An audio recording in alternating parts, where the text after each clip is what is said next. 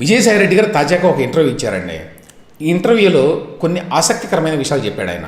అందులో first point ఏమిటంటే, నెల్లూరులో ఎంపీగా పోటీ చేయడానికి ఆయనకి ఇష్టం లేదు. జగన్మోహన్ రెడ్డి గారు బలవంతంగా ఆయన్ని దింపాడు. ఈ మాట ఆయన డైరెక్ట్గా చెప్పలేదు. ఆయన ఏం చెప్పాడంటే, నేను విశాఖపట్నం నుంచి పోటీ చేద్దాం అనుకున్నాను ఎంపీగా, అందుకోసం చాలా గ్రౌండ్ వర్క్ చేశాను, నేనే దగ్గరుండి అప్పుడు విశాఖ కార్పొరేషన్ ఎన్నికల్లో కూడా గెలిపించాను, కానీ అనుకున్న పరిస్థితుల వల్ల నన్ను జగన్మోహన్ రెడ్డి గారు నెల్లూరుకు పంపించారు అని చెప్పారు అనుకోండి. కానీ విషయం ఏంటంటే, ఆయనకి నెల్లూరు నుంచి పోటీ చేయడం ఏమాత్రం ఇష్టం లేదు. ఎందుకంటే అక్కడ ఓటమి అవకాశాలు ఎక్కువగా ఉన్నాయి. ఆయనకి విశాఖపట్నం నుంచి చేయాలని చాలా కోరికగా ఉండింది. కానీ జగన్మోహన్ రెడ్డి గారు ఈ కుల సమీకరణలో ఇతరత్రాన్ని చూసుకొని ఈయన్ని నెల్లూరు పంపించాడు, విశాఖపట్నం కాకుండా. ఒక పాయింట్.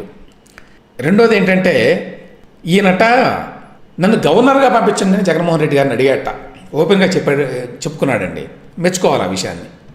చివరికి విజయసాయి రెడ్డి లాంటి వాళ్ళు మరి గవర్నర్లుగా కూడా వెళ్ళేటువంటి పరిస్థితి వస్తుంది త్వరలో.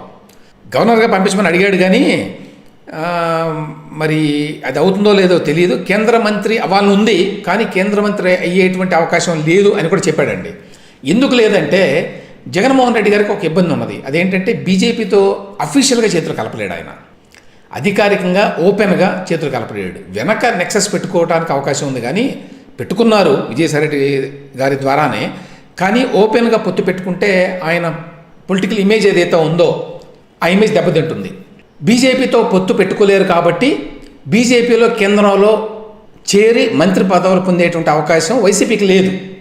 ఆ విషయం విజయసాయి రెడ్డి గారికి బాగా తెలుసు. అందువల్ల కేంద్రంలో నేను మంత్రి అయ్యేటువంటి అవకాశం ఎప్పటికీ లేదు అని కూడా చెప్పాడు. ఎందుకంటే మా పార్టీ కేంద్రంలో చేరదు అని కూడా ఓపెన్గా చెప్పాడండి. అందుకని నన్ను గవర్నర్గా వీలైతే పంపించండి అని అడిగాడట. మరి ఏమైందో తెలియదు. ఇప్పుడేమో అవకాశం లేదు ఇక, ఎందుకంటే ఇప్పుడు అధికారికంగా పొత్తు లేదు కదా. మళ్ళీ ఎన్నికల తర్వాత ఏమైనా పరిణామాలు మారతాయేమో తెలియదు, కానీ ఇప్పటికైతే అది లేదు. ఇక వేరే విషయాలు చెప్పాడు అనుకోండి, అందులో అన్ని వాస్తవాలు ఉండవు కదా. నాకు విశాఖపట్నంలో ఎటువంటి ఆస్తులు లేవు, ఆయనకి లేవు, కానీ ఆయన కూతురు పేరు మీద చాలా ఉన్నాయి. నాకు 3 బెడ్రూమ్ ఫ్లాట్ మాత్రమే ఉన్నది అని చెప్పాడు. అది వాస్తవం అయి ఉండొచ్చు. ఏంటి, ఆయన పేరు మీద ఒక 3 బెడ్రూమ్ ఫ్లాట్ మాత్రమే ఉండుంటుంది, కానీ ఇతర ఆస్తులన్నీ కూడా ఆయన కుటుంబ సభ్యుల పేరు మీద లేకపోతే ఆయన సన్నిహితుల పేరు మీద ఉంటాయి.